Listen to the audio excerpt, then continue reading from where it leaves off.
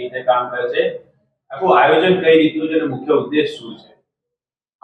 અમદાવાદ શહેરમાં મહિલાઓની સુરક્ષાને વધુ મજબૂત બનાવવા માટે અમદાવાદ શહેર ક્રાઇમ બ્રાન્ચ દ્વારા આગામી 30 દિવસ માટે એક વિમેન્સ સેફટી માટે ડ્રાઈવનું આયોજન કરવામાં આવેલ છે. અને આ ડ્રાઈવના મુખ્ય ઉદ્દેશ છે કે જે અમદાવાદ શહેરમાં જાહેર જગ્યાઓ છે, જે બધી પબ્લિક પ્લેસીસ છે જ્યાં લોકોની અવરજવર વધારે હોય છે,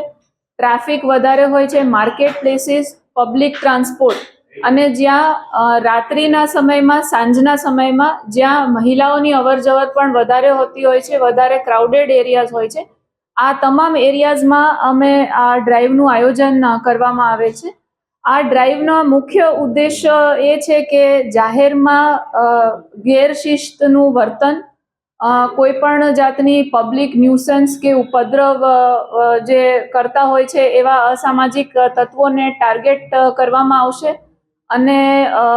મહિલા મુસાફરો હોય, જે નાગરિકો હોય, ફેમિલી સાથે બહાર નીકળ્યા હોય, જાહેર જનતાના સભ્યો છે અને મહિલાઓ છે જે ઓફિસમાંથી રિટર્ન કરતા હોય, લેટ નાઇટ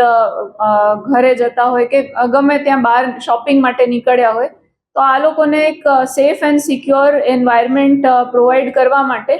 અમારી ક્રાઇમ બ્રાન્ચની ટીમ તેમજ સ્થાનિક પોલીસ સ્ટેશન્સની શી ટીમો અને મહિલા પોલીસ સ્ટેશન પૂર્વ, પશ્ચિમ અને IUCAWની એમ કરીને મહિલા સેલની ટીમો પણ આ મિક્સ્ડ ટીમ્સ ભેગી થઈને પેટ્રોલિંગ કરશે. અને જ્યાં પણ આ પ્રકારના પબ્લિક ન્યુસન્સ ધ્યાન પર આવશે તો આમના વિરુદ્ધ કાયદેસરની કાર્યવાહી કરવામાં આવશે. જે કેસીસ આમાં આઈડેન્ટિફાઈ કર્યા છે, જે અગાઉ પણ શી ટીમ્સ અને મહિલા સેલની ટીમ્સે એપ્રોક્સિમેટલી 20 જેટલા કેસીસ GP એક્ટ 110, 117 અંતર્ગત દાખલ કર્યા છે. અને આ ઉપરાંત